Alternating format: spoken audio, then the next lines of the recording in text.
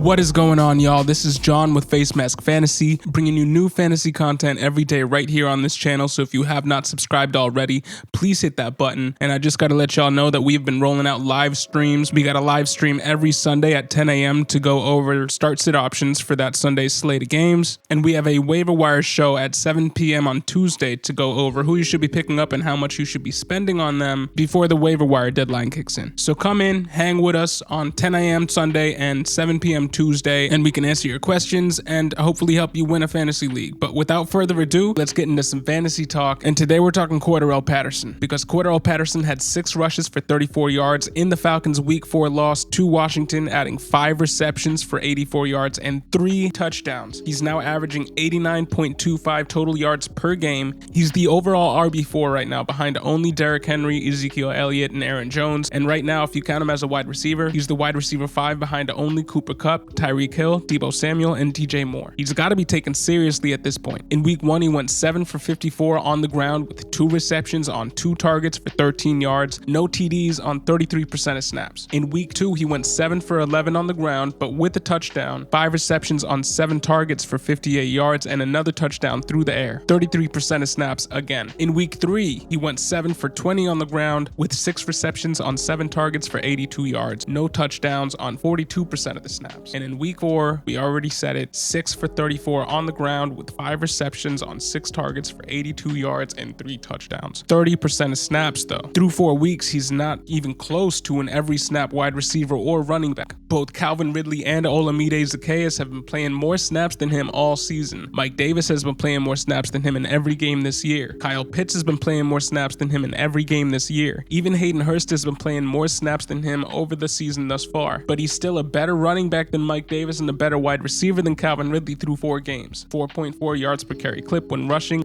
and 13.06 yards per route run. He's making the most of the 6 to 7 rushes on the ground he gets a game and the 6 to 7 targets he gets a game. They've been feeding him the ball on average 14 times a game on those 33 to 42% of snaps given. He has 2 multi-touchdown games in 4 outings, and that's just unsustainable. But in half PPR formats and PPR formats, it hasn't mattered thus far, as in weeks he hasn't scored a touchdown, he's still getting 13.2 half PPR points per game like he did in week 3. At worst, he's giving you a 7-point game like he did in week 1.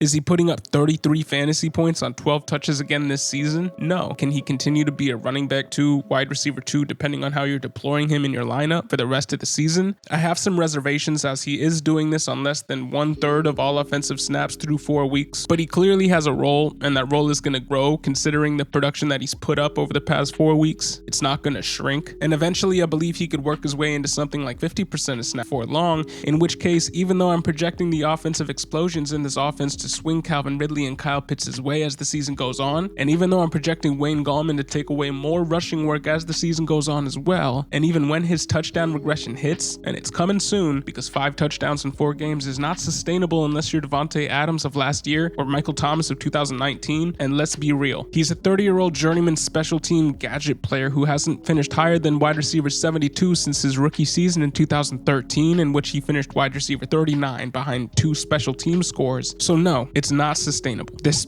wide receiver 5 behind Cooper Kupp, Tyreek Hill, Deebo Samuel, DJ Moore, not sustainable. But I believe his role of 6 to 7 targets and at least 5 rushes a game keeps him as a running back 3, wide receiver 3 option for the rest of the season for sure. He's bound to come down to earth. Touchdown regression is coming. I think if you can sell him now for somebody who has a steadier offensive role than Patterson, I would. He's 30 years old. He finished wide receiver 39 in 2013, wide receiver 80 in 2014, wide receiver 191 in 2015, wide receiver 82 in 2016, wide receiver 72 in 2017, wide receiver 73 in 2018, wide receiver 125 in 2019, and wide receiver 97 in 2020. And maybe it's just taken until 2021 for somebody to really unlock his full offensive potential in Arthur Smith. Good job to Arthur Smith, but I think it's more likely that this is just a really hot start. And while I think he maintains a relatively high floor all season because of this role role on offense, I think we may have seen the best stretch of Patterson that we will see, and the smart thing to do is to sell high. Unless you're really depleted elsewhere and you absolutely need him, in which case, yes, I believe you can continue to start him, but do not be expecting RB1 wide receiver 1 weeks from him, week in, week out. Regression is coming, but his high floor is not going anywhere. So what do you guys think about Cordarrelle Patterson rest of season? Put your thoughts in the comment section below. My name is John with Facemask Fantasy, bringing you new up-to-date fantasy content every day right here on this channel. So if you have not subscribed already, please hit that button. Thank you for listening and have a great day.